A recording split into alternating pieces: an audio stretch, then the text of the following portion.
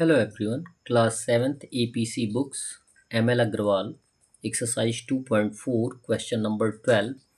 If the product of two decimal numbers is 38.745 and one of the number is 2.7, find the other.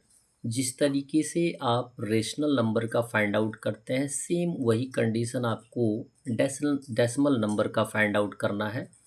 यदि दो नंबरों को हम multiply करते हैं तो आंसर जो आता है उसे हम क्या बोलते हैं, प्रोडक्ट कहते हैं, यानी गुणनफल बोलते हैं। यदि दो नंबरों को मल्टीप्लाई करने पे प्रोडक्ट हमारा 38.745 आता है, जिसमें दोनों नंबरों में से एक नंबर हमें दिया गया 2.7 है, तो दूसरा नंबर फाइंड आउट करने के लिए सीधा सा कंडीशन आपको बताया जाता है कि प्रोडक्ट में वन नंबर से डिवाइड कर देते हैं।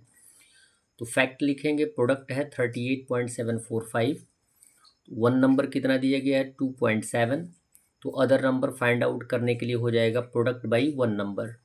प्रोडक्ट दिया गया 38.745 बाई हो जाएगा 2.7, यहाँ पे डिवाइज़र 2.7 है जो कि डेसिमल में है, तो डेसिमल को हटाने के लिए हम क्या करेंगे, 10 से मल्टीप्लाई करेंगे। कैसे 10 से मल्टीप्लाई करते हैं, डेसिमल को हम 1 मान लेते हैं और डेसिमल के बाद जितना डिजिट होता है उतना ज़ीरो का यूज़ कर देते हैं, इट मीन्स 10।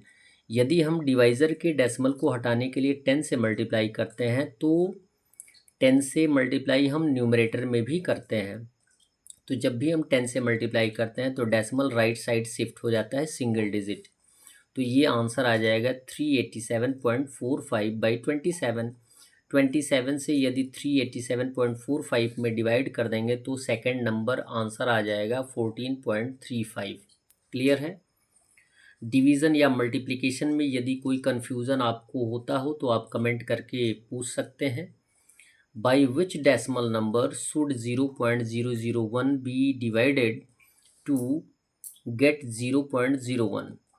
कहने का मीन्स है कि by which decimal number should be divided, यानी कौन से नंबर से 0.0001 डिवाइड किया जाए तो आंसर हमारा 0.01 आ जाए। जिसमें हम डिवाइड करते हैं वो क्या होता है, डिविडेंड होता है, और जो हमारा आंसर आता है वो हमारा आता है क्वोशन। क्लियर है। तो हम डिविडेंड इक्वल लिख देंगे 0.001 और क्वोशन लिख देंगे 0.01। इसको हम एज ए टर्म डिवीज़न के भी रूप में लिखते हैं कि 0.001 बाई हो जाएगा 0.01। जिससे भी हमें डिवाइड करना होता है उसके डेसिमल को हम हटाते हैं। कैसे हटाते हैं, मल्टीप्लाई करके। डेसिमल को हम 1 मान लेंगे तो डेसिमल के बाद जितना डिजिट होगा उतना 0 यानी 100 से मल्टीप्लाई करेंगे। यदि हम डिवाइज़र के डेसिमल को हटाने के लिए 100 से मल्टीप्लाई करेंगे तो डिविडेंड में भी हम 100 से मल्टीप्लाई करेंगे। यहाँ पे हमने डेसिमल को हटाने के लिए 100 से मल्टीप्लाई किया, इट मीन्स 1 आ जाएगा।